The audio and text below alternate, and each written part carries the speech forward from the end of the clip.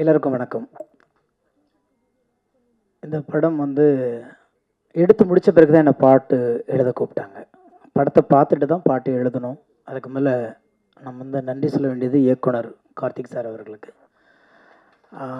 இசையமைப்பாளர் பாலசாரங்கன் அவங்க படம் பார்க்க சொல்லும்போது என்ன கேட்டாங்க, படம் எடுத்துட்டோம் சார், ஒரு வாட்டி பார்க்க முடியுமான்னாங்க. அப்போ நான் சொன்னேன், யார் நடித்தது அப்படின்னே, ஒரு காளி வெங்கட்டன் அப்படின்னாங்க. அப்போ அவசியம் பார்க்கலாம். ஏன்னா காளி வெங்கட்டனுடைய எல்லா படங்களையும் அவர் இருந்தாவே அந்த படத்துக்கு ஒரு ஈர்ப்பு இருக்கும். இது இந்த மேடைக்காக வேண்டி சொல்லலை. எந்த கதாபாத்திரம் கொடுத்தாலும் அதுவாக மாறக்கூடிய ஒரு சில கலைஞர்களில் மிக முக்கியமானவர் அவர் அப்படிங்கிறது நம்ம எல்லாத்துக்குமே தெரியும். நிறைய விஷயங்கள் அவரை நான் ஃபாலோ பண்ணிகிட்டு இருக்கேன். அப்படிங்கும்போது படம் பார்க்கும் பொழுது நான் போய் படம் பார்க்க போகும் பொழுது என்னச்சுன்னா, வேறு யார் நடிச்சுக்காங்கன்னா எல்லாமே அப்புறம் சொன்னாங்க, ரோஷினிலேருந்து எல்லாருமே சொல்லும்போது வியாபாரத்துக்கான ஒரு களம் வேணுமே, என்ன பண்ணுறது அப்படின்னு யோசிச்சுக்கிட்டு தான் அந்த படத்தை பார்க்க போனேன். ஆனால் இந்த படம் வேறு யாரையுமே தேடலை. அங்கே போனதுக்கு பிறகு இந்த படத்துக்கு இது போதும் அப்படின்னு அந்த படம் ரொம்ப அழுத்தமாக அதில் சொல்லியிருந்தாங்க. படம் பார்த்துட்டு நான் ரொம்ப 2 நாள் அந்த யோசனையிலே இருந்தேன். அப்புறம் நிறைய நாங்கள் பேசும்போது சொன்னோம், இல்லை ஆரம்பிச்சிடலாம் அப்படின்னோம். அப்படி தான் ஆரம்பித்து தான் அந்த பாட்டு எனக்கு வந்தது. ரொம்ப நாள் கழித்து ஒரு படத்தில் மனசுக்கு பிடிச்ச மாதிரி சில பாடல்கள் எழுதுவதற்கான களம் இதில் அமைஞ்சிச்சு. இப்போ நீங்கள் கேட்டது ஒரு கமர்ஷியல் சாங்காக இருந்தாலும் அதுவும் இந்த கதைக்கு ரொம்ப தேவையான ஒரு பாட்டு தான் வடிவேல் சார் பாடினது. அதுக்கப்புறம் இப்போ கேட்டிருப்பீங்க தந்தைக்கும் மகளுக்கும் உள்ள பாட்டு. அதுக்கப்புறம் வாழ்வியலை பற்றியான ஒரு பிலாசபி உள்ளுக்குள்ளே இருக்குது. ஒரு பாரதிதாசன் பாட்டை ஒன்று யூஸ் பண்ணியிருக்கோம். இது எல்லாமே பார்க்கும்போது பார்த்திங்கன்னா ரொம்ப கதையோடு ஒட்டின பாடல்கள் அமைஞ்ச படமாக இதை நான் பார்க்குறேன். ரெண்டாவது இந்த கதையை பற்றி இயக்குனர் டிஓபி அதை மற்றபடி அவங்களுடைய அந்த குழு பேசுவாங்க. இருந்தாலும் எனக்கு நிறைய படங்களை பார்த்துக்கிட்டே இருக்கும். அன்றைக்கி நிறைய நமக்கு வாய்ப்புகள் கிடைக்கிது. ஓடிடியாக இருக்கட்டும், திரையரங்கமாக இருக்கட்டும், செல்ஃபோனில் இருக்கிற ரீல்ஸ் அல்லது ஷார்ட்ஸ் எது வந்தாலும் எல்லாமே ஒரு குறும்படம் மாதிரி தான் நம்ம பார்த்துட்ருக்கோம். ஆனால் அந்த படத்தை பார்த்ததுக்கப்புறம் ஏன் இதை பற்றி யாருமே யோசிக்கலைன்னு தோணுச்சு எனக்கு. ஏன்னா நம்ம பக்கத்தில் கால சுற்றுற நிழலை பற்றி நம்ம கவலைப்படவே மாட்டோம். எங்கேயோ ஒரு நிழல் கிடைக்குதான்னு தேடி ஓடிக்கிட்டே இருப்போம். நம்ம நிழல் நம்மளை சுற்றிக்கிட்டே இருக்கும், அதை கவனிக்கிறதே இல்லை. நம்மளும் அந்த நிழலுக்கு ஒரு கதை இருக்கும், அதுக்கு ஒரு வேர்வை இருக்கும், அதுக்கு ஒரு ரணம் இருக்கும். அப்படி பக்கத்தில் செதறி கிடக்கிற எந்த இதுவுமே நம்ம கவனிக்காமல், பொதுவாக அது கூட இடையில ஒரு இன்டர்வியூவில் நான் சொல்லியிருந்தேன், ஆகாயம்னு சொன்ன உடனே நம்ம எல்லாருமே அண்ணாந்து தான் பார்க்குறோம். ஆகாயம் அண்ணாந்து பார்த்தா தெரியாது, இப்படி பார்த்தாவே தெரியும். ஏன்னா நம்மளுடைய பாதத்தோடைய அடிப்பகுதி மட்டும்தான் பூமியில் இருக்குது. நகக்கண்ணிலிருந்து ஆகாயம் தொடங்குகிறது. ஆகாயத்தில் தான் உடம்பே இருக்குது, பூமியோட பாதம் மட்டும்தான் பூமியில் இருக்குது. அப்போ ஆகாயனே தூரமாக இருக்கிறது தான் ஆகாயனே சொல்லி சொல்லி பழகி போன நமக்கு கதைனாவே கற்பனாவே நம்மளை தாண்டி ஏதோ ஒன்று யோசிக்கணும்னு நினைக்கிறோம். அப்படி இல்லை, நம்மளை சுற்றி பக்கத்தில் எக்கச்சக்கமான உணர்வுகள் பொதிந்த கதைகளும் மனிதர்களும் இருக்காங்கங்கிறத ரொம்ப அழகாக சொல்லியிருக்காரு கார்த்திக் சார். இந்த படத்தில் நானும் ஒரு ஓரத்தில் இருக்கிறது நான் ரொம்ப பெருமையாக நினைக்கிறேன். இன்னும் சொல்லப்போனால் எனக்கு மனசுக்கு பிடித்த பாடல்கள் இதில் நிறைய வந்திருக்கு. கேளுங்க, ஆதரவு கொடுங்க. ரொம்ப சின்ன படம், ஆனால் ரொம்ப வலிமையான படம், உணர்வுகளை அழகாக பதிவு பண்ணுற படமாக இருக்கும். நிச்சயமாக உங்களுடைய ஆதரவு கொடுத்தீங்கன்னா இந்த மாதிரி நிறைய சின்ன படங்கள் வரும். காளி வெங்கடனை உங்கள் பசிக்கு இன்னும் நிறைய தீனி தேவைப்படுகிறது, திரையுலகம் கொடுக்கும் என்ற நம்பிக்கை எனக்கு இருக்கிறது. வாழ்த்துக்கள். எல்லோருக்கும் வணக்கம். தாகம் எடுப்பவனை தண்ணீரும் தேடும் அப்படின்னு சொல்லுவாங்க. சிலருடைய தாகத்தை பொறுத்து கேன் வாட்டர் கிடைக்கும், ஆனால் இந்த டீமோட தாகத்துக்கு கங்கை தண்ணியே கிடைக்கும். ஸோ அந்த மாதிரி கார்த்திகேயன் சாரும் அவருடைய டீமில் இருக்கக்கூடிய ஆனந்த், சதீஷ், பாலசாரங்கன் எல்லாருக்கும் அப்படி ஒரு பேஷனான ஆட்கள், பேரார்வத்தோடு சினிமாவை நேசித்து வேலை செய்யக்கூடியவர்கள், அற்புதமான மனிதர்கள், அருமையான ஒரு டீம். ஸோ அவங்களோட ட்ரீம் ரொம்ப பெருசாக இருக்கனால தான் இன்றைக்கி ட்ரீம் வாரியர் வரைக்கும் நின்றுருக்காங்க அவங்க. ஸோ அதை சொல்லியே ஆகணும். ஏன்னா இப்போ ஸ்னேகன் சார் சொல்லும்போது சொன்னார், சின்ன படம் அப்படின்னா, சின்ன படம் பெரிய படம் அப்படின்னு தீர்மானிக்கிறதெல்லாம் மக்கள், மீடியா தான். ஸோ இன்றைக்கி 300 கோடியில் படம் எடுத்து 302 கோடி வசூல் பார்த்தோம் அப்படின்னு சொல்கிறது பெரிய படம் இல்லை.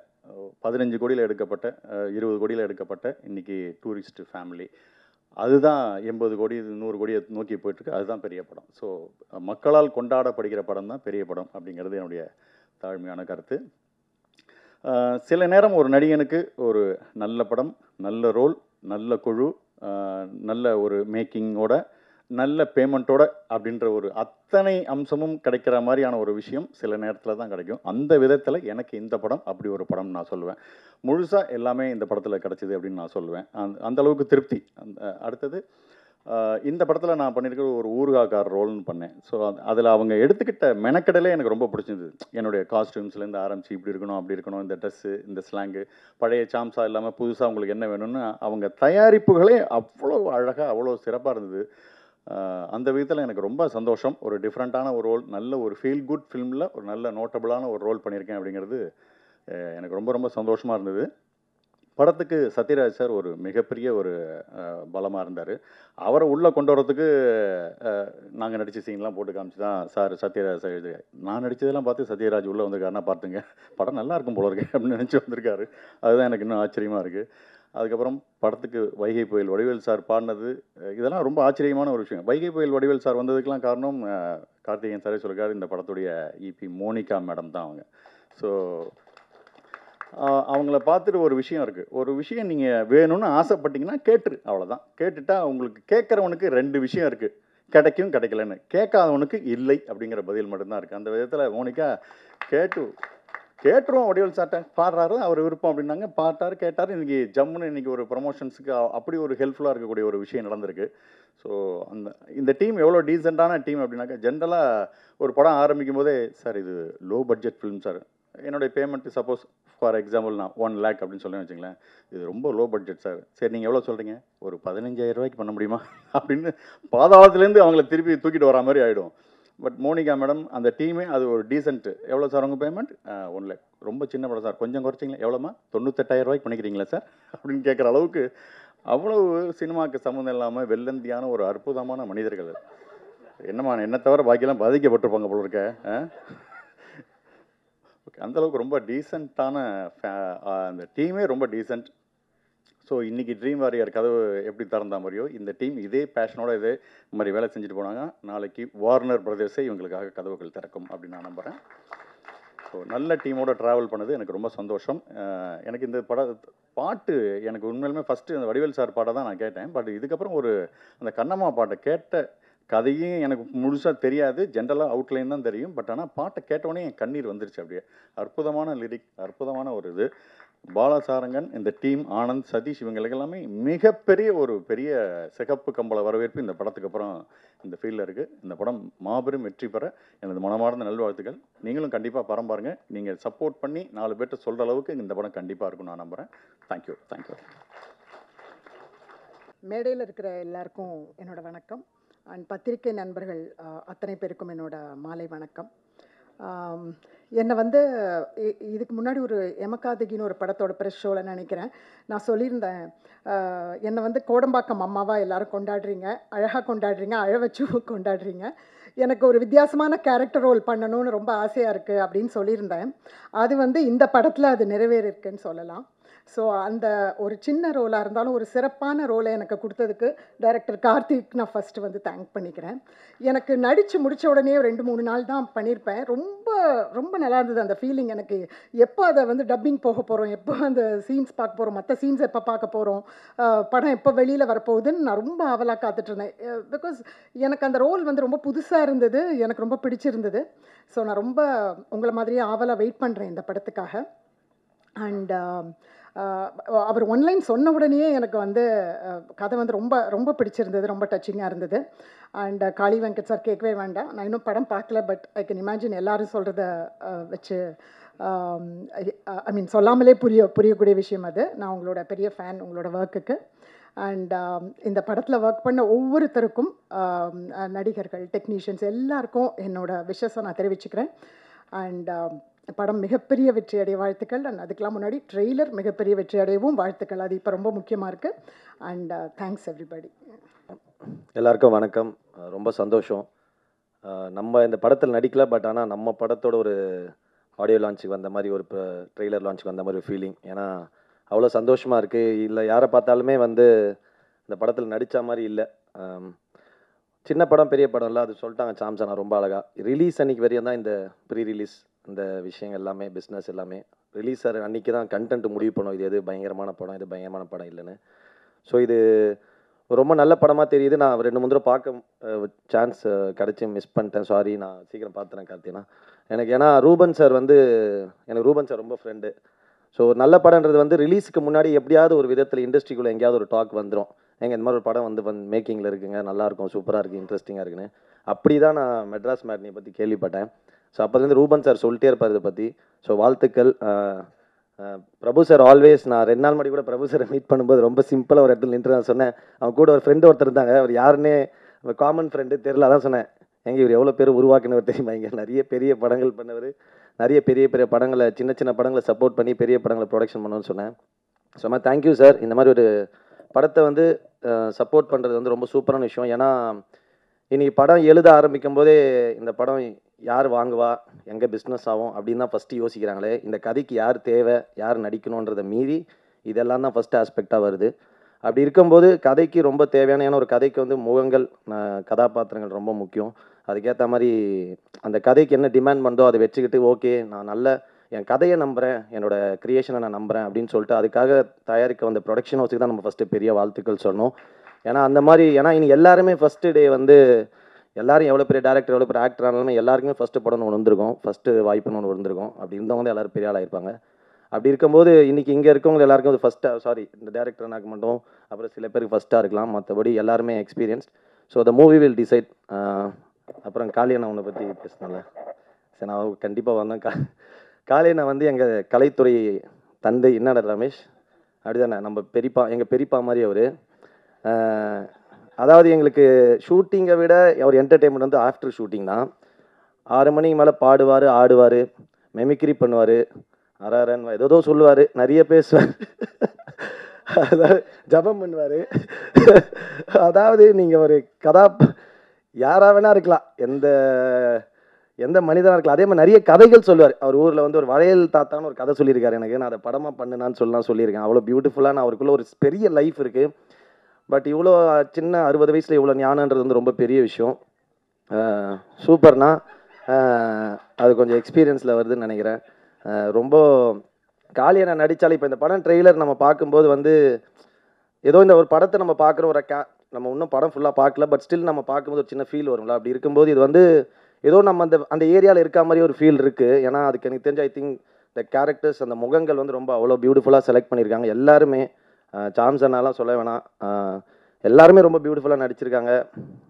அப்புறம் காளிதாஸ் மேம், எங்கள் மம்மி, நட்சத்திரம் நகர் இதில் நடித்தோம், சூப்பர் எல்லாருமே. ரோஷினி, தேங்கண்ண பாட்டு சூப்பராக இருந்தது. கேசியை நானும் ஆல்ரெடி ஒரு சாங் ஒர்க் பண்ணியிருக்கோம். Congrats to cameraman. அது ஒரு பியூட்டிஃபுல்லாக ஒரு வார்த்தை சொன்னார். இந்த மாதிரி சினிமாக்காக ஒரு ஷார்ட் வச்சு ஆக்டர் நடின்னு சொல்லலாம், இல்லாமல் நான் நடிக்கிறத வச்சு அவர் பிடிக்கிறது வந்து ரொம்ப சூப்பரான ஒரு விஷயம். அது வந்து ஒரு பயங்கரமான ஒரு ஆக்டருக்கு ஒரு ஃபீல் இருக்கும். ஏன்னா அது சொன்ன மாதிரி சினிமா வந்து ஒரு பியூர்லி டைரக்டர்ஸ் மீடியம். ஏன்னா நம்ம பயங்கரமாக உழுந்து நடிச்சா கூட டக்குன்னு ஒரு நாய்க்குட்டி க்ளோஸ்அப் வச்சுட்டு போயிடலாம், அது பிரச்சனை கிடையாது. ஸோ அந்த மாதிரி இருக்கும்போது அது பியூட்டிஃபுல்லாக கேப்சர் பண்ணுறது ஒரு கேமராமேனோட பெரிய ஒர்க். வாழ்த்துக்கள் ப்ரோ, சூப்பர் எல்லாருக்குமே. கார்த்திக் அண்ணா ப்ரொடியூசர், இந்த மாதிரி கண்டிப்பாக நிறைய படங்கள் பண்ணுங்கள், நியூ கமர்ஸ்க்கு கொடுங்க, எல்லோரும் நிறைய நல்ல கதைகள் வரணும், நல்ல படங்கள் வரணும். வாழ்த்துக்கள். Thank you so much. யாரையா மிஸ் பண்ணியிருந்தா very sorry. And Shelley ma'am, உங்கள் ஒர்க் ரொம்ப பிடிக்கும், super. Congrats to all, super. Like அந்த படத்தை கண்டிப்பாக எல்லோரும் சப்போர்ட் பண்ணலாம், பெரிய ஹிட் ஆகலாம். Love you all. தேங்க்யூ. எல்லாருக்கும் வணக்கம்.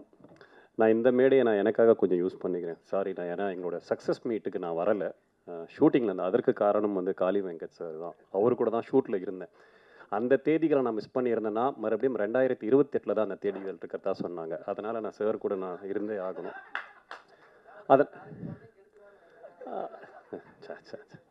கலை ப்ளீஸ் பிஹேவ். ஸோ எனக்கு நீங்கள் கொடுத்த அந்த சக்ஸஸ் வந்து ஒரு சப்போர்ட் வந்து உண்மையிலேயே என் கெரியரில் நான் ஒரு 14 வருஷமாக சினிமாவில் இருக்கேன். அந்த நீங்கள் எழுதின ஒரு ரிவ்யூவும் எனக்கு வந்து அவ்வளோ டச்சிங்காகவும் ரொம்ப பர்சனலாகவும் எனக்கு ரொம்ப மோட்டிவேட்டிங்காகவும் இருந்தது. நான் இன்னும் தைரியமான வேலைகளை நான் செய்கிறது கரெக்டு தான், நான் போய்கிட்டே இருக்கலான்ற ஒரு தைரியத்தை கொடுத்தது. அதற்கு மிகப்பெரிய நன்றி.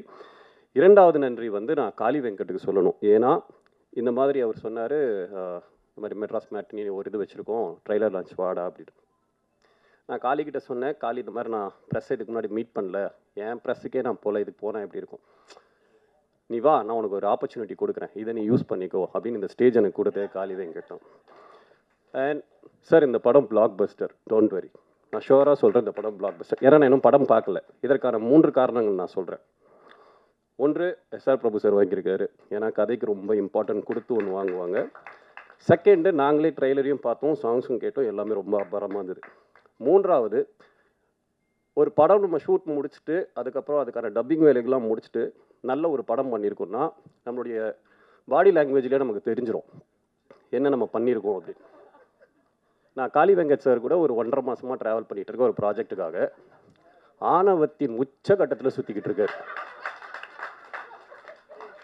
அதாவது என்ன இப்படி தான் இருக்கார்.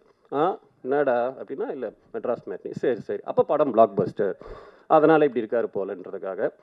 அண்ட் இன்னும் எனக்கு ரொம்ப நெகிழ்ச்சியாக இருக்கிறது என்னென்னா, இவர் வாழ்கிற இந்த நாட்களில் நம்ம வாழும்போது நமக்கு அந்த வாழ்க்கை ரொம்ப அர்த்தப்படுது காளி சார் இருக்கிற இந்த டைமில்.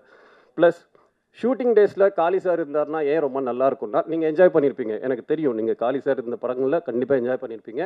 ஏன்னா எல்லா ஒரு அறிவுரையும் நம்ம கொடுத்துட்டே இருப்பார். அந்த காலத்தில் நாங்கள் என்ன சாப்பிடுவோம், நைட்டில் எப்படி தூங்குவோம், அந்த லெவலில் போயிட்டு இருப்பார்.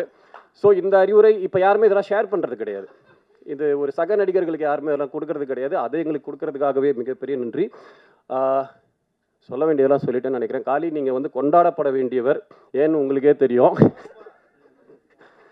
நான் இது மூலமாக ஐநா சபைக்கு ஒரு கோரிக்கை வைக்கிறேன். இந்த வருஷத்துக்கான நோபல் பிரைஸ் காளி வெங்கட் கொடுத்தே ஆகணும். ப்ளீஸ், உங்கள் குழுவிற்கு மிகப்பெரிய வாழ்த்துக்களும் நன்றிகளும். காளி சார், நன்றி சார், ரொம்ப thank you sir. Thank you so much sir. கூப்பிடுவேன் இனிமேல். எல்லாருக்கும் வணக்கம். ஸோ முதல் நன்றி கடவுளுக்கும் யூனிவர்ஸ்க்கும் நான் சொல்கிறேன். இந்த இடத்துல உங்கள் முன்னாடி வந்து இப்படி நின்று பேசுகிறதுல வந்து ரொம்ப சந்தோஷமாக இருக்குது. கனவு மாதிரி இருக்குது ஆக்சுவலாக. இந்த படம் ஆரம்பமே வந்து எனக்கு ஆனந்த் கிட்ட தான் ஆரம்பிச்சது, ஆனந்த் சார் கிட்ட தான். ஸோ அவர் வந்து காசு தேடிட்டு இருக்கும் போது இந்த மாதிரி ஒரு நெக்ஸ்ட் டோர் கேர்ளாக வேணும் அப்படின்ற மாதிரி ஒருத்தங்களை தேடிட்டு இருந்தாங்க. ஸோ தேடும் போது அவர் தான் வந்து கார்த்திக் சார் கிட்ட வந்து சொல்லியிருக்காங்க, இவங்களை காசு பண்ணலாமே, நீங்கள் ட்ரை பண்ணுங்க அப்படின்ட்டு. ஸோ அவர் தான் வந்து என்னோடய ஆரம்ப புள்ளி இந்த படத்தில் நான் உள்ளே வர்றதுக்கான காரணம். ஸோ உள்ளே வந்துட்டு ஆக்சுவலாக அவரோட ஃப்ரேமில் எல்லா இதுலேயும் வந்து ரொம்பவே மேக்கப் எதுவுமே கிடையாது. நாங்கள் எந்த ஒரு இதுலேயும் வந்து மேக்கப் போடாமல் அவ்வளோ அழகாக நான் இருக்கேன் அப்படின்றத வந்து இவரோட ஃப்ரேமில் தான் நான் பார்த்து தெரிஞ்சுக்கிட்டேன். So thank you so much Anand sir. And so நான் உள்ளே என்ட்ரு ஆகும்போது கார்த்திக் சார் வந்து கதை எனக்கு நரேட் பண்ணாங்க. நரேட் பண்ணும்போது இந்த படம் வந்து எனக்கு ஃபஸ்ட்டு வந்து அங்கேயே ஸ்பாட்லேயே ஓகே சொல்லிடலாம், அந்த அளவுக்கு வந்து எனக்கு ரொம்ப கனெக்டிங்காக இருந்தது. ஸோ இந்த படம் வந்து உங்களோட எல்லாரோட வீட்லேயும் எல்லாரோட கார்னர், உங்கள் வீட்டு நுக்குலேயும் இதெல்லாம் நீங்கள் பார்த்துருப்பீங்க. உங்கள் வீட்டில் இருக்கிற ஒரு கேரக்டர்ஸாக இருக்கலாம், ஒரு அக்கா, அம்மா, தம்பி, எல்லாரையும் நீங்கள் வந்து ரிலேட் பண்ணிக்கலாம். ஸோ எல்லா சிச்சுவேஷன்ஸுமே இது வந்து ஆமாம்ல, இது எனக்கும் நடந்தது, ஆமாம் இந்த மாதிரி ஒரு தம்பி எனக்கும் இருக்குது, இந்த மாதிரி அக்கா எனக்கும் இருக்காலன்னு சொல்கிற அளவுக்கு அந்த அளவுக்கு ரியலிஸ்டிக்காக வந்து இருந்தது அந்த கதை ஆக்சுவலாக நான் படிக்கும்போது. ஸோ அதனால வந்து இம்மீடியட்டாக நான் வந்து இதை வந்து விடவே கூடாது அப்படின்னு சொல்லிட்டு ரொம்ப கெட்டியாக பிடிச்சிக்கிட்டேன். ஸோ இந்த படம் வந்து எனக்கு ரொம்பவே க்ளோஸ் ஹார்ட்டடான ஒரு ஃபிலிம். நான் ரொம்ப வயசானா கூட வந்து இப்படி ஒரு படம் நடிச்சிருக்கேன்ட்டு ரொம்ப பெருமையாக சொல்லுவேன். அப்படி ஒரு படம் எனக்கு Madras matinee. So thank you so much Karthik sir for this opportunity. And SR Prabhu சாருக்கு ரொம்ப நன்றி. ஏன்னா இந்த படத்தை வந்து இன்னும் ஒரு 10-50 ஸ்டெப் ஏற்றி கொடுத்து எங்களை வந்து புஷ் பண்ணுற ஒரு பர்சன் தான் அவர் தான் இங்கே நான் சொல்லி ஆகணும். And Kali Venkat sir, so இந்த படம் சொல்லும் போது காளி வெங்கட் சார் தான் வந்து அவரோட நடிக்க போகிறோம் அப்படின்னோடனே ரொம்ப அப்படியே அட்டென்ஷன் ஆன மாதிரி ஆகிட்டு, என்னது அவரோடையா அப்படின்ட்டு ஒரே யோசனையாக இருந்தது. ஸோ ஏன்னா அவரோட ஒர்க் வந்து இவங்க முந்தாசிப்பட்டியிலேருந்து கார்கி வரைக்குமே நான் எல்லாமே பார்த்துருக்கேன். ஈவன் அக்கரால கூட வந்து ரொம்பவே பயங்கர அமேசிங்காக இருக்கும். ரொம்ப என்ன சொல்கிறது, ஸ்விட்ச் போட்ட மாதிரி அடுத்த நாள் வந்து வேறு கேரக்டரில் அவ்வளோ அழகாக பண்ணுவார். அவ்வளோ பாசிபிளாக எவ்வளோ பண்ண முடியுமோ அவ்வளோ அழகாக அதை டெலிவர் பண்ணுவார். ஸோ இவரோட நான் நடிக்க போகிறேன், இவரோட நான் ஃப்ரேமில் இருக்க போகிறேன்னா என்னெல்லாம் பண்ண முடியும் அப்படின்னு சொல்லிட்டு கண்டிப்பாக மெனக்கேட்டேன் நான். அவ்வளோ ஈஸி இல்லை உங்களோட நடிக்கிறது. அண்ட் எல்லாருக்குமே வந்து அவங்க அப்பா தான் ஹீரோ, கண்டிப்பாக. அதில் எந்த ஒரு சேஞ்சுமே இல்லை. எனக்கு வந்து காளி சார் அப்பா. ஸோ இவர் தான் என்னோடய ஹீரோ இந்த படத்தில். நான் ஒரு அப்பாவுக்கும் ஒரு பொண்ணுக்கான ரிலேஷன்ஷிப் வந்து வார்த்தையால் சொல்லிட முடியாது. அது வந்து ஒரு அப்பா ஒரு பொன் குழந்தைய பெற்ற அப்பாவுக்கு தான் அந்த ஃபீலிங் தெரியும்னு சொல்லுவாங்க. ஸோ அதை வந்து எந்த ஒரு பெரிய ஒரு ட்ராமாவோ எந்த ஒரு பெரிய ஒரு சர்ச்சை இதெல்லாம் இல்லாமல் அழகாக பியூட்டிஃபுல்லாக சீன்ஸ்லேயும் எமோஷன்லேயும் வந்து இது டெலிவர் பண்ணியிருக்காங்க. ஸோ அதுக்கு வந்து டைரக்டர் சாருக்கு தான் வந்து ஒரு பெரிய பெரிய பாராட்டு நான் சொல்லி ஆகணும். அண்ட் அதில் என்ன காஸ்ட் பண்ணியிருக்காங்கன்றமோ இதில் நானும் இருந்திருக்கேன் அப்படின்ற மாதிரி இருக்குது எனக்கு. நான் ஷெல்லி மேம் வந்து ஷெல்லி மேம்க்கு வந்து நான் பொண்ணாக நடிச்சிருக்கேன். ஸோ கண்டிப்பாக இவங்களோட வந்து ஒரு பயங்கரமான ஒரு ஜேர்னி எனக்கு இருக்குது அப்படின்னு அவங்கள பார்த்தோன்னே தெரிஞ்சு போச்சு. பிகாஸ் ஷீ இஸ் ஒன், என்ன சொல்கிறது, அவ்வளோ எமோஷன்ஸ் வச்சுருப்பாங்க. எங்கேருந்து வச்சுருப்பாங்கன்னு எனக்கு தெரியாது. திடீர்னு இப்படி இந்த மாதிரி சீன் நடினா அப்படி ஸ்பான்டேனியஸாக அவங்களுக்கு அந்த ஸ்பாட்டில் வரும். அவங்களுக்கே தெரியாமல் நான் ரொம்ப ரசிச்சிருக்கேன் அவங்கள ஒரு ஃப்ரேம்லேயும். She is very beautiful and very sweet person. So thank you so much ma'am. அண்ட் விஸ்வா வந்து என்னோட தம்பி. ஆனந்த் சார், கார்த்திக் சாருக்கு அப்புறம் விஸ்வா கிட்டேருந்து இந்த படத்தோட தொடக்கம் எனக்கு ஆரம்பிச்சுது. ஸோ ஸ்டார்டிங்கில் வந்து இவங்களை வந்து கூப்பிட்டு ஒரு டெஸ்ட் எடுத்து பார்ப்போம், இவங்க செட் ஆவாங்களான்னு ஆரம்பிக்கவும் தம்பியோட தான் ஒரு சீன் வச்சுருந்தாங்க. ஸோ டயலாக்ஸ் எல்லாம் கொடுத்துருந்தாங்க. நானும் மனப்படம்லாம் பண்ணி நைட்லாம் உட்காந்து படித்து போய் நின்னா அந்த டயலாக் எதுவுமே வேண்டாம், நீங்களா நடிங்க அப்படின்ட்டாங்க. சரி நடிப்போம் அப்படின்ட்டு இவர் பார்த்தேன், மேலே கீழே பார்த்தேன் விஸ்வாவை, என்ன பண்ண போகிறான் இவன் நம்மளை அப்படின்ற மாதிரி இருந்தது. அண்ட் இன்ஸ்டண்ட்டாக எங்களுக்கு அங்கே ஸ்பார்க் ஆயிடுச்சு. ஒரு சிப்ளிங், ஒரு பிரதர்லி ஃபீல் வந்துருச்சு எனக்கு. அவனோட ஹேர் ஸ்டைலோ ஏதோ பார்த்தா அது என்னன்னு தெரியல, அந்த அவரோட மொழியா இல்லை அவரோட பிஹேவியராக எனக்கு தெரியல. டக்குன்னு எங்களுக்கு வந்து கனெக்ட் ஆகி நாங்கள் நிஜமாகவே ஒரு வீட்டில் ஒரு அக்காவும் தம்பி இருந்தால் எப்படி இருக்கோன்ற மாதிரி டக்குன்னு நாங்கள் ஸ்விட்ச் ஆகிட்டோம். ரொம்பவே அழகாக இருந்தது. அவரோட நடித்த அந்த சிஸ்டர், அந்த ஃபீலிங் எல்லாமே ரொம்ப அழகாக வந்திருக்கு படத்தில். கண்டிப்பாக உங்களோட தம்பியோ அக்காவுக்கோ அந்த மாதிரியான ஒரு ரிலேஷன்ஷிப் நாங்கள் அழகாக பிரதிபலிச்சிருக்கோன்றதை நான் நம்புகிறேன். கண்டிப்பாக நீங்கள் அதை பார்த்து ஃபீல் பண்ணுங்கள் அந்த படத்தில். And editor sir, Satish sir ரொம்ப அழகாக என்னை வந்து அதில் வந்து இது பண்ணியிருக்காங்க. எங்கள் பெர்ஃபார்மன்ஸ், என்னோடய பெர்ஃபார்மன்ஸ் மெயினாக வந்து ரொம்பவே கிறிஸ்பாக இருந்ததுக்கு அவருக்கு ஒரு பெரிய நன்றி. Thank you so much Satish sir. And என்னோட மித்த ஆக்டர் ஸ்டாம் சார், அவருமே வந்து ஊருகாக்காரன்னு சொல்லிட்டு வந்திருக்காங்க. ஒரு பாஸ் விட்டாலும் அதில் 10 டயலாக் அடிச்சுட்டே இருப்பார். அவரோட ஒர்க் பண்ணவே வந்து எப்போ என்ன சொல்ல போகிறாரு அப்படின்ற மாதிரி ரொம்ப கான்ஷியஸாக வெயிட் பண்ணிகிட்டு இருந்தேன். So thank you, it was brilliant working with you sir. And Geetha ma'am, உங்களோட ஒரு சீன் கூட இல்லை, பட் ஆனால் எனக்கு ரொம்ப ஆசை, கண்டிப்பாக ஃப்யூச்சரில் நான் உங்களோட நடிக்கணும்னு ஆசைப்பட்றேன். Abhishek sir, again thank you so much for உங்களோட, கண்டிப்பாக உங்கள் புஷ் இல்லாமல் இந்த அளவுக்கு வந்து ஸ்டேஜ் வந்து பெருசாகிறதுக்கு உங்களால் தான். So thank you so much. And Hari sir, production team, Hari sir, Monica, Shaan, இவங்க எல்லாமே எனக்கு ரொம்ப சூப்பராக பார்த்துக்கிட்டாங்க. And thank you so sweet. And எப்போ எது கேட்டாலும் எனக்கு வாங்கி கொடுத்தாங்க. So thank you so much. And இந்த ராக் ஸ்டார் பாலா, ஸோ அவரோட பாட்டில் வந்து எனக்கு விஜய் யேசுதாஸ் சார் ரொம்ப பிடிக்கும். ஸோ அவரோட பாட்டில் எங்களோட ரிலேஷன், அந்த அப்பா பொண்ணு ரிலேஷன்ஷிப் பற்றி ஒரு பாட்டு பண்ணியிருக்காங்கன்றதுப்போ எனக்கு கேட்கும் போதே அப்படியே கண்ணெல்லாம் அப்படியே ரொம்ப மாய்ஸ்டாக இருந்தது. எனக்கு ரொம்ப சந்தோஷமாக இருக்குது. விஜய் யேசுதாஸ் சாரோட வாய்ஸில் எனக்கு என்னோட படம்லாம் வரப்போகுது அப்படின்ற போது ரொம்ப சந்தோஷமாக இருக்குது. ஸ்னேகன் சாரோட லிரிக்ஸில் அதுவும் பீன் ஸோ பியூட்டிஃபுல். ரொம்ப அழகாக அது வந்து இதை அந்த மாதிரி வார்த்தையே இதுக்கு மேலே யாராலையும் எழுத முடியாது, அவ்வளோ அழகாக அதில் எழுதியிருந்தீங்க. So thank you so much sir.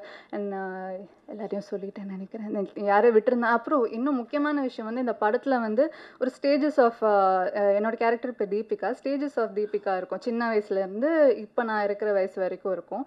So என்னோடய பர்ஃபார்மன்ஸ் வரதுக்கு முன்னாடி அந்த இந்த சின்ன பசங்க, அந்த டீனேஜ் பொண்ணு அவங்க எல்லாம் நடிச்சிருப்பாங்க. ஸோ நான் வந்து திடீர்னு வரும்போது லைக் எப்படி இருக்கும்ன்ற ஒரு டவுட் இருந்தது. ஏன்னா த்ரூ அவுட் தி ஃபிலிம் இல்லாமல் ஸ்டார்டிங்கில் அவங்க தான் நடிச்சிருப்பாங்க. ஸோ அவங்க அவ்வளோ எஃபர்ட் போட்டு அவ்வளோ பியூட்டிஃபுல்லாக ரொம்பவே அமேசிங்காக நடிச்சிருந்தாங்க. ஸோ அவங்க ரொம்ப அழகாக டெலிவர் பண்ணதுனால என்னோடய பர்ஃபார்மன்ஸ் இன்னுமே ரொம்ப அழகாக இருந்தது அவங்களால. ஸோ அவங்களுக்குமே ரொம்ப நன்றி. Thank you so much. June 6 Madras matinee release ஆகுது. கண்டிப்பாக உங்கள் ஃபேமிலியோடு பாருங்கள். கண்டிப்பாக ஐ எம் ப்ரிட்டி ஷுர் உங்களுக்கு வந்து நைட் நீங்கள் தூங்கும் போது உங்களுக்கு ரொம்ப நாஸ்டாலஜிக்காக ஃபீல் ஆகும், உங்களோட பழைய நினைவுகள்லாம் ஞாபகம் வரும். அண்ட் கண்டிப்பாக பார்த்து என்ஜாய் பண்ணுங்கள். Thank you so much. எல்லாருக்கும் வணக்கம். அப்புறம் எல்லாருக்கும் நன்றி. யார் வந்துடக்கூடாதுன்னு நினச்சினோ அந்த 2 பேரும் வந்து வச்சிட்டாங்க. இவனுக்குலாம் தெரியாமல் தான் அந்த நிகழ்ச்சி நடக்கணும்னு நினச்சேன். அபிஷேக் வேறு எனக்கு சர்ப்ரைஸு. ஏயா இப்படி ஒரு சர்ப்ரைஸாக ஒருத்தர் கொடுப்பான். நீ காலையில் தான் சொல்கிறேன், ஒரு சர்ப்ரைஸ் இருக்குது, முக்கியமான 2 செலிப்ரிட்டிஸ் வராங்க, உங்களுக்கு வந்து வாழ்த்து சொல்கிறதுக்கு. ஐயோ அப்படின்னு இவங்க தான் நினச்சேன். கரெக்டாக இவங்க 2 பேரும் பேரையும் சொல்லிட்டேன் ரொம்ப பெருமையாக. தம்பி, உங்களோட 2 பேர் ஃபோட்டோவும் என்கிட்ட இருக்குது, மறந்துடாதீங்க. அதை உங்களுக்கு அனுப்பிச்சி வச்சுருக்கிறேன். இன்னும் பத்திரமா அதை லைக் போட்டு வர வச்சுருக்கிறேன். எப்போ வேணாலும் மீடியாவில் போஸ்ட் பண்ணிடுவேன், தெரிஞ்சுக்கோங்க. சோஷியல் மீடியாவில் அதை மனசில் வச்சுட்டு பேசுங்க. இனிமேல் மேடையில் பேசினா என் வயசை பற்றி இல்லாமல் நீங்கள் விமர்சனம் பண்ணுறீங்க, இருக்கட்டும். ஏன்னா ஒரு யதார்த்தமாக ஒரு அப்பா ரோல் கொடுத்தாங்கன்னு வெள்ளடிச்சு நடித்தா உடனே எனக்கு 60 வயசுன்ற ஒருத்தன் 58 வயசுன்றான். தம்பி எனக்கு ஒரு வாய்ப்பு கிடைக்காம போயிடும். இல்லை இருக்கு, நான் வெயிட் பண்ணுறேன். ஆனால் ஏதாவது ஒரு சூழ்நிலையில் அந்த ஃபோட்டோவை நான் போடுறேன்டா. இருந்தாலும் நீங்கள் வந்ததுக்கு ரொம்ப நன்றி 2 பேருக்கும். லவ் யூடா. ஐயோ அதுவே பயமாக இருக்குது, என்ன பண்ண போகிறான்னு தெரியல. ஏன்னா அந்த ஃபோட்டோ வந்து ஒரு அதிகாலையில் ஒரு 4 மணிக்கு எடுத்த ஃபோட்டோ. அப்போ யோசிச்சு பாருங்கள் எப்படி இருப்பாங்கன்னு. அதில் நானும் உள்ளே இருக்கேன், அதனால தான் அந்த போட முடியல, இல்லை எப்பயோ போட்டு மாட்டி விட்டுருப்பேன். ரொம்ப ஒரு உற்சாகமான ஃபோட்டோ அது. முதல்ல எஸ்ஆர் பிரபு சார் ரொம்ப நன்றி. ஏன்னா ஒரு படம் வந்து இது எப்படிப்பட்ட படம்ன்றதை நீங்கள் வாங்கினோடனே எல்லாருக்கும் அது தெரிஞ்சிருச்சுன்னு நினைக்கிறேன். ஸோ எல்லாருக்கும் ஒரு நம்பிக்கை முதல்ல வந்திருக்கும். அதுக்காக முதல்ல உங்களுக்கு நன்றி சார். ஏன்னா நீங்கள் நல்ல படங்களுக்கு சப்போர்ட் பண்ணுவீங்க, அந்த வகையில் இந்த படத்துக்கு சப்போர்ட் பண்ணது ரொம்ப நன்றி. அடுத்தபடி சத்யராஜ் சார், அவர் இன்றைக்கி வரல, அவருக்கு ரொம்ப ரொம்ப நன்றி. ஏன்னா படம் நாங்கள் ஒரு முடிகிற ஸ்டேஜில் தான் வந்து டைரக்டர் வந்து அப்ரோச் பண்ணார். எந்த தயக்கமும் இல்லாமல் படத்தில் கொஞ்சம் எடுத்த வரைக்கும் போட்டு காமிச்சு அவர் பார்த்துட்டு அவர் பிடிச்சி நடித்தது ரொம்ப ரொம்ப சந்தோஷம். ரொம்ப நன்றி சார் இந்த மேடையில் உங்களுக்கு. அப்புறம் வடிவேல் சாருக்கு ரொம்ப நன்றி. ஏன்னா எனக்கு தெரிஞ்சு அவர் நடிக்காமல் முதல் முறையாக பாடுறாருன்னு நினைக்கிறேன். ஸோ அது வந்து எங்களுக்கு கிடைச்ச ஒரு பெரிய வாய்ப்பாக நினைக்கிறோம் நாங்கள். இந்த நேரத்தில் உங்களுக்கு நன்றி சொல்லிக்கிறேன் சார். அப்புறம் வந்து நிறைய பேர் விட்டுட்டேன்னா எல்லோரும் சொல்கிற மாதிரியே மன்னிச்சிருங்க. அபிஷேக் ராஜா எனக்கு இந்த படத்துக்கு வந்து கனெக்ட் பண்ணி விட்டு தான் வந்தான். ஒரு நாள் ஃபோன் பண்ணி, ஐயா ஒரு கதை ஒன்று கேட்கணும், எப்படின்னு சொல்லுங்கள், நான் அந்த டைரக்டர் சொல்கிறேன் அப்படின்னு சொன்னார். அப்புறம் அந்த கதையை போய் கேட்டேன். அந்த கதை மீட்டிங் பாயிண்ட்டு, அந்த இடமே வந்து எனக்கு ரொம்ப பிடிச்சிருந்தது. ஏன்னா டைரக்டரோட வீட்டுக்கு கூப்பிட்டுருந்தார். ஸோ ஒரு தயக்கம் இல்லாமல் வீட்டுக்கு கூப்பிட்டு, ஒரு தொழில் சார்ந்து நான் பெரும்பாலும் நான் வீட்டில் யாரையும் கூப்பிட்டு சந்திச்சதில்லை. நான் வெளியில் எங்கேயாவது ஒரு புது இடத்துல என்னோடய அலுவலகத்தில் அப்படி தான் சந்திப்பேன். ஸோ வீட்டுக்கு கூப்பிடும்போது எனக்கு ஒரு நெருக்கம் இருந்துச்சு அதில். அப்போது ஃபஸ்ட்டு நான் போனது வந்து கொஞ்சம் தயங்கிட்டு தான் போனேன். ஏன்னா இப்படி இந்த மெயின் லீடு அப்படின்லாம் சொல்லிட்டா நம்மளை இந்த குணச்சித்திர கதாபாத்திரத்துக்கு கூப்பிடாமல் போயிடுவாங்களான்னு ஒரு பயம். அதுக்காக இதை பண்ணலாமா வேணாமான்ற ஒரு தயக்கம் தான். பட் இந்த படம் அப்படி மெயின் லீடு அப்படின்னு இருக்காது. எனக்கு தெரிஞ்சு இது எல்லா கேரக்டர்ஸும் ஒரு பில்லராக இருக்கும். இந்த கதை அப்படி இருக்கும். அப்புறம் அந்த கதையை அவர் சொன்னார். அதுக்கப்புறம் எனக்கு அந்த பயம் தெளிஞ்சிருச்சு. ஏன்னா அந்த ஒரு வழக்கமான அந்த சினிமாட்டிக் அந்த எக்ஸ்பீரியன்ஸில் இல்லாமல் இது வேறு ஒரு டைமென்ஷன் அந்த கதை சொன்னார். அது எனக்கு வந்து ரொம்ப பிடிச்சிருந்துச்சு. ஏன்னா அவர் ஒரே அந்த கதை சொல்ல ஆரம்பிக்கிறதுக்கு முன்னாடி ஏன் இந்த கதையை நான் எழுதினேன்னு சொல்கிறேன் அப்படின்னு சொன்னார். ஏன்னா ஒரு அப்பா அந்த குடும்பத்துக்காக உழைச்சிட்டே இருக்கார். இது வரைக்கும் ரெகுலரான கதை தான். அவர் என்ன உணர்வை சொல்ல வந்தார்ன்றது எனக்கு பயங்கரமாக நச்சுன்னு அப்படி அடிச்சிருச்சு. ஏன்னா ஒரு டீனேஜ் வரைக்கும் பசங்க வந்து ரொம்ப அந்த ஸ்பரிசத்தோடையே இருப்போம். அப்பா மேலே உருண்டு புரண்டு விளையாடிட்டு அந்த மாதிரியான அந்த ஸ்பரிசத்தோடையே வளர்ந்துக்கிட்டே இருப்பாங்க.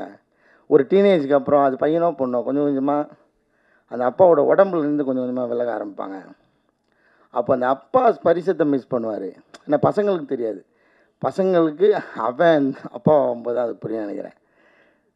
அப்போது அந்த இடம் எனக்கு ரொம்ப பிடிச்சிருந்தது. ஆமாம், இது வந்து அப்பா சொல்லவும் முடியாது. எங்கன்னா இது வந்து ஆனால் நான் எப்போவுமே பெரும்பாலும் நேரம் எடுத்துக்க மாட்டேன். இன்றைக்கி ஒரு நாள் என்னை அனுமதிச்சிருக்கேன். கடைசியாக வேறு கூப்பிட்டாங்க. எப்போனா ஒரு எப்படி சொல்கிறது, ஒரு எலிட் பீப்புள்ஸ் அந்த மாதிரி இருக்கிற மக்களுக்கு வந்து அது ரொம்ப சாதாரணமாக அவங்களுக்கு அந்த ஸ்பரிசம் எப்போயுமே இருக்கும். ஏன்னா அவங்களுக்கு அது ஒரு வேறுபாடாகவே இருக்காது. அப்புறம் இந்த மிடில் கிளாஸில் இருக்கிறவங்களுக்கு வந்து நிச்சயமாக அந்த டீனேஜ் தாண்ட அவங்க அந்த ஸ்பரிசத்துலேருந்து விலகுவாங்கன்றது நான் அனுபவிச்சிருக்கேன்.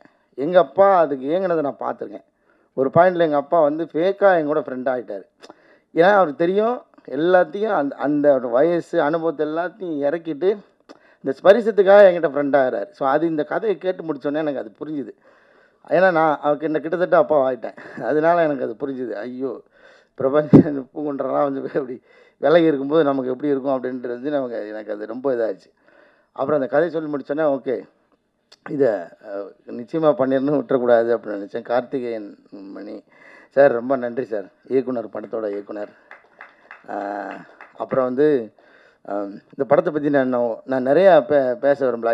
எனக்கு நான் இந்த படத்தை திரும்ப எவ்வளோ உள்ள ஊடுருவி பார்க்கும்போது எனக்கு ஒன்று மட்டும்தான், அந்த ஒரு வாசனை மட்டும் அடிச்சுட்டே இருக்குது. அது வேற ஒன்றும் இல்லை, எங்கள் அப்பாவோட சட்டையோட வாசனை அடிச்சுட்டே இருக்குது. அது நீங்கள் இந்த படம் பார்க்கும்போது சினிமா தேட்டரில் நீங்கள் அதை மட்டும்தான் எடுக்க முடியாதுன்னு நினைக்கிறேன். உணர்வுகள் எல்லாமே உங்களுக்கு வந்துடும், காட்சி, இசை எல்லாமே கிடைக்கும். இந்த படத்தில் எனக்கு தெரிஞ்சு அந்த வாசனை அடிக்கும்னு நான் நம்புகிறேன். அப்படி அடிச்சதுன்னா இந்த படத்தோட சக்ஸஸ் நான் நினைக்கிறேன். ஏன்னா நான் அதை உணர்ந்தேன், நான் நடிக்கும்போது உணர்ந்தேன், அது படமாக பார்க்கும்போது நான் உணர்ந்தேன். அது ரொம்ப அபூர்வமாக நடக்கிற நிகழ்வு. ஏன்னா ஒரு படத்துக்குள்ளேருந்து ஒரு வாசனை அடிக்கிறதுன்றது ரொம்ப அபூர்வம். இந்த படத்தில் அது நடக்கும்னு நம்புகிறேன். ஸோ அதுதான் இந்த படத்தை பற்றி நான் சொல்லணும்னு நினைக்கிறது. அதுக்கப்புறம் நீங்கள் பார்த்துட்டு நிச்சயமாக ஒரு நல்ல படத்தை நீங்கள் விட்டுற மாட்டீங்கன்னு தெரியும், அந்த நம்பிக்கை தான். வழக்கமாக எல்லோரும் கேட்குற மாதிரியான கோரிக்கைகளை நான் வைக்க விரும்பல. நீங்கள் படம் பாருங்கள், நிச்சயமாக படத்துக்கு அப்புறம், படம் ரிலீஸ் ஆனதுக்கப்புறம் நிறைய பேச வேண்டியிருக்கும்னு நினைக்கிறேன். எல்லோரும் வந்ததுக்காக முதல்ல ரொம்ப நன்றி. அப்புறம் ஆனந்த்ஜிக்கு, எங்கள் படத்தோட சினிமாட்டோகிராஃபர், ரொம்ப எளிமையான சினிமாட்டோகிராஃபர். எப்படி இந்த ஒரு கதைக்கு எப்படி துருத்திடக்கூடாதோ, ஒரு தடவை இதே மேடையில் தான் பாலுமந்திர சார் சொன்னார், ஒரு சினிமாட்டோகிராஃபியும் மியூசிக்கும் அப்படின்னா ஒரு என்னை பார், என் திறமையை பாருன்னு வெளியில் துருத்தி தெரிஞ்சிடக்கூடாது, அது அந்த கதைக்குள்ளே முங்கியே இருக்கணும், அதுதான் ஒரு தரமான சினிமாட்டோகிராஃபி, அதுதான் ஒரு தரமான இசை அப்படின்னு சொல்லி இந்த மேடையில் வச்சு சொல்லியிருந்தார். நான் அங்கே ஆடியன்ஸ் உட்காந்து கேட்டிருக்கேன். ஸோ அந்த மாதிரியான ஒரு ஒர்க்கு ஆனந்த்ஜிக்கோடது. பால சாரங்கனோட ஒர்க்கும் அப்படி தான், எங்கேயுமே மிகை இல்லாமல் ரொம்ப ஒரு இளையோடும் இதோட அப்படி அழகான ஒரு இசை. ரொம்ப அதுக்கப்புறம் எனக்கு அந்த பாட்டு இப்பயும் கேட்கும்போதே வந்து கண் கலங்குது, கண்ணம்மா அந்த லைன் வரும்போது. அதை ஒரு நாள் என் வாய்ஸ் வச்சு எடுக்கிறேன்னு சொல்லிட்டு ஏமாற்றிக்கிட்டே இருக்கிறேன். அதை எடுத்து என்கிட்ட மட்டுமா அதை கொடுத்துறியா? நானும் பாட்டு பாடியிருக்கேன்னு வச்சுக்கோல்ல. அவர் ஹரி சார், நம்ம வந்து ரொம்ப வருஷமாக பழகிட்டு இருக்கோம். இந்த படத்தில் எனக்கு தெரிஞ்சு சேர்ந்து ஒர்க் பண்ணியிருக்கேன் நினைக்கிறேன். ரொம்ப மகிழ்ச்சி உங்களோட ஒர்க் பண்ணதில். எஸ்ஆர் பிரபு சாருக்கு மீண்டும் நன்றி. ஏன்னா நம்ம ஆர்டராக பார்த்துட்டே பேசிட்டு வர்றதுனால அது மிஸ் ஆகக்கூடாது. ரோஷினி, உங்களோட ஒர்க் பண்ணதில் எனக்கு ரொம்ப ரொம்ப மகிழ்ச்சி. நீங்களும் ஒரு யதார்த்தமான நடிகை, எனக்கு ரொம்ப பிடிக்கும் உங்களோட நடிப்பு. ஸ்னேகன் சார், உங்களோட பங்களிப்பு எங்களுக்கு வந்து எப்படின்னா, கலையரசன் அவங்களாம் சொன்ன மாதிரி நாங்கள் உங்களோட சேர்ந்து ஒர்க் பண்ணும்போது அதில் நீங்கள் எனக்கு என் அண்ணன் சொன்னது எனக்கு ரொம்ப சந்தோஷமாக இருந்தது. ஏன்னா நான் நிச்சயமாக உங்களோட சின்ன பையன் தான் நினைக்கிறேன் சார். இருந்தாலும் நீங்கள் உங்களோட இந்த படத்தில் நீங்கள் எங்களோட இருக்கிறது எங்களுக்கு ரொம்ப பெருமையாக நினைக்கிறேன் சார். ரொம்ப தேங்க்ஸ். ஷெல்லி, நான் வந்து உங்களுக்கு வந்து இப்போ தான் ஷெல்லின்னு கூப்பிட்றதுக்கு எனக்கு தைரியம் வந்திருக்கு. ஏன்னா கூட நடிக்கும் போதெல்லாம் கொஞ்சம், ஏன்னா படத்துக்குள்ளே வேறு எந்த வகையான முத்த காட்சிகள், நெருக்கமான காட்சிகள் எதுவுமே இல்லை. ஸோ அப்படின்னும்போது நம்ம நெருங்கி பழகிறதுக்கும் வாய்ப்பு இல்லை, ஒரு டிஸ்டன்ஸ்லேயே தான் இருக்கிறோம். ஐயோ, நான் கொஞ்சம் அண்ணாந்து பார்த்து பேசிட்டேன் சார். இவனுங்க கீழே இருக்க, அதாவது திருவிழாலெல்லாம் இந்த கச்சேரி நடந்துகிட்டு இருக்கும்போது 2 கேரக்டர் எந்திரிக்கும் தெரியுமா நடுவில், அதை மாதிரி கூப்பிட்டு நடுவில் நிப்பாட்டி வச்சுட்டு என்ன பேச வைக்கிறீங்க? சரி, அப்போ சொல்ல வந்த குறைய சொல்லவே முடியாது. அப்படி இருந்து கொஞ்சம் டிஸ்டன்ஸாகவே இருக்கிற மாதிரியான எழுதிட்டார் டைரக்டர் சார். அதனால் அப்போ நான் வந்து மேடம்னே சொல்லிகிட்டே இருந்தேன். அப்புறம் வந்து ஒரு நாள் அவங்க வந்து என்னை திட்டி, நீ மேடம் சொன்னா நான் உன்னை சாருன்னு தான் சொல்லுவேன், எப்படி நான் காலின்னு கூப்பிட்னா நீ என்னை செல்லின்னு கூப்பிடு, அவ்வளோதான். நீ என்னை செல்லியாக நினச்சா செல்லின்னு கூப்பிடு, யாரோ ஒரு மேடம் நினச்சா மேடம் கூப்பிட்னாங்க, சரி அன்னிலேருந்து நான் செல்லின்னு கூப்பிட்றேன்.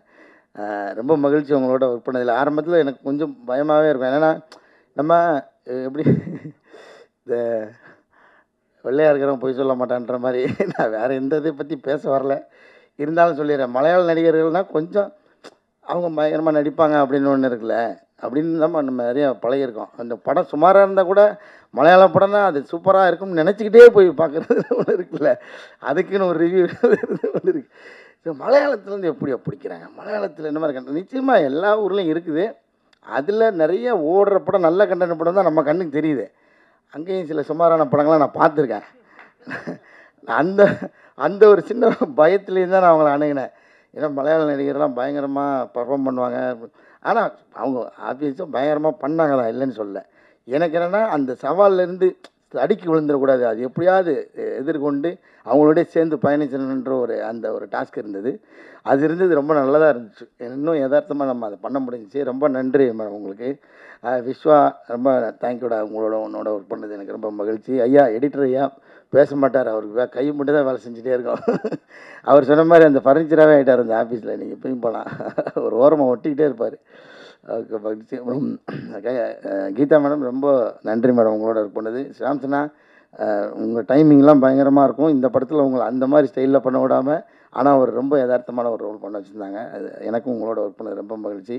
அபிஷேக் ராஜா போயா, இதில் வேறு ஒரு பதவி அவனுக்கு, கிரியேட்டிவ் ப்ரொடியூசர்.